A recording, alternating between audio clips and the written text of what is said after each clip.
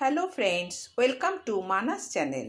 আজ আমি শাহি ফুলকপি মশলা বানিয়ে দেখাবো। প্রথমে ফুলকপি বয়েল করে জল ঝরিয়ে নেব।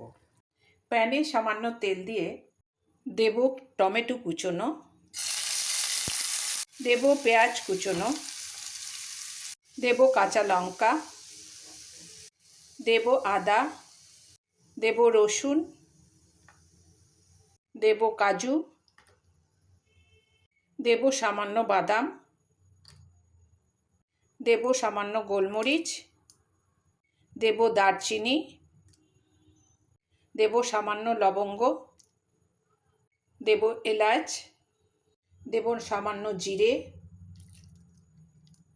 দেব তেজপাতা আর ঘি, তোমরা বাটারও দিতে পারো। এবার সিম আঁচ করে ঢেকে দেব 5-7 মিনিটের জন্য।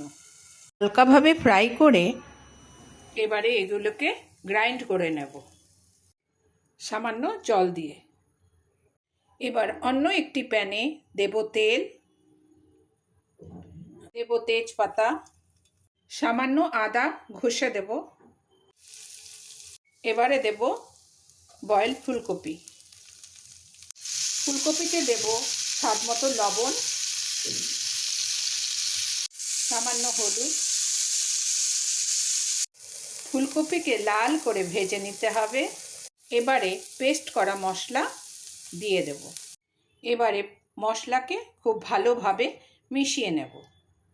এবারে দেব খুব সামান্য গরম জল, দেব কিশমিশ। এবারে দেব সামান্য চিনি। যারা চিনি পছন্দ করো না তারা চিনিটাকে স্কিপ করে যেতে পারো।